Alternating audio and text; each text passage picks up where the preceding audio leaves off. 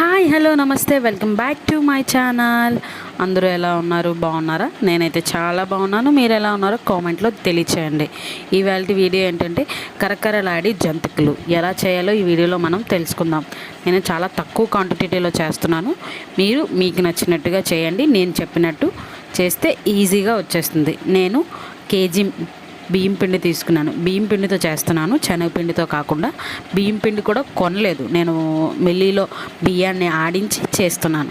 బియ్యం పిండి కేజీ బియ్యం పిండి నేను ఒక గ్లాస్తో కొలుచుకుంటే అది 5 గ్లాసుల బియ్యం, 5 గ్లాసుల బియ్యం పిండి వచ్చింది.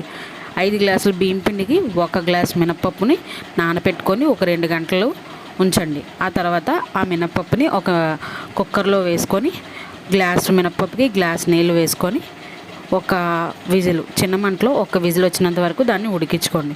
ఉడికిన తర్వాత బయటికి తీసి దాన్ని చల్లారపెట్టి దాన్ని మిక్సీ జార్లో చాలా మెత్తగా పేస్టులా చేసుకోండి. చూపిస్తున్నాను కదా వీడియోలో, అలాగే మెత్తగా పేస్ట్గా చేసుకొని ఈ బియ్యం పిండిలోకి వేసుకోండి. వేసుకున్న దాంట్లోకి తగినంత ఉప్పు, అలానే 1 స్పూన్ వాము చేత్తో నలిపి వేసుకోండి. అలానే ఒక 2-3 స్పూన్లు నువ్వులు వేసుకోండి. మీ టేస్ట్కి మీకు నచ్చినన్ని నువ్వులు వేసుకోండి. వేసుకున్న తర్వాత దీన్ని బాగా కలుపుకోండి. మరీ ముద్దగా కాకుండా మరీ గట్టిగా కాకుండా చపాతీ పిండి కలుపుకున్నట్టుగా కలుపుకోండి.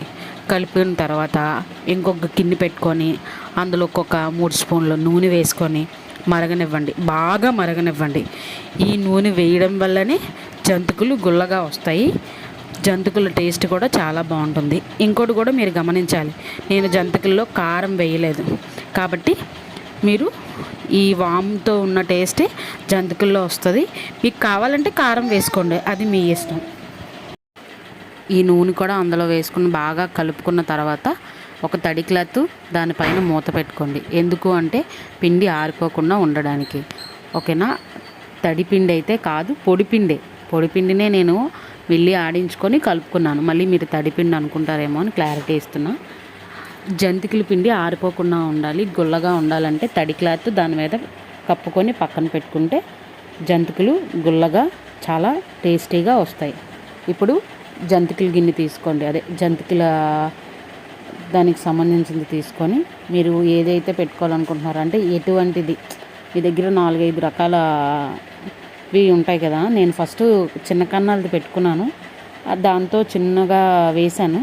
దాని తర్వాత మళ్ళీ స్టార్ పెట్టుకొని స్టార్తోనే చేశాను. మొత్తం ఇంక ఇవన్నీ స్టార్లే వేశాను.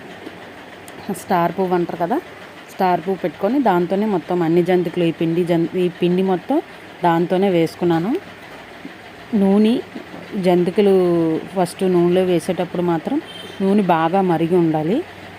వేసేటప్పుడు మాత్రం స్టవ్ మంట తగ్గించుకొని వేయండి. ఎందుకంటే వేసేటప్పుడు నూనె బాగా వేడిగా ఉంటుంది కదా, వేసి వేయగానే ఎర్రగా వేగిపోయినట్టు కనిపిస్తుంది, కానీ లోన పచ్చిగా ఉంటుంది. కాబట్టి మీరు ఏం చేస్తారంటే వేసేటప్పుడు మంట తగ్గించుకొని కొంతసేపు వేగిన తర్వాత అప్పుడు మంట పెంచండి. మంట పెంచి బాగా వేపుకోండి. బాగా వేగిన తర్వాత తీసుకొని చూడండి, చాలా గుల్లగా వస్తాయి. నా దగ్గర ఆ వీడియో క్లిప్ మిస్ అయింది. జంతికలు చాలా బాగా వచ్చాయి, గుల్లగా వస్తాయి, చాలా టేస్టీగా కూడా ఉంటాయి. ఒకసారి ట్రై చేస్తే మళ్ళీ ట్రై చేయాలనిపిస్తుంది. నేను ఈ వీడియో కూడా నేను కూడా ఇది యూట్యూబ్లో చూసే చేస్తున్నాను, నాకంటూ ఏం సొంతంగా రాదు. ఓకే, ఫస్ట్ టైం చూశాను, ఫస్ట్ టైం చేశాను, చాలా బాగా వచ్చింది. సెకండ్ టైం కూడా చేశాను, అంతే బాగా వచ్చాయి. కాబట్టి మీకు కూడా ఒకసారి ట్రై చేయండి. వీడియో నచ్చితే లైక్ చేయండి, వీలు కుదిరితే సబ్స్క్రైబ్ చేసుకోండి. Thank you for watching. Bye bye.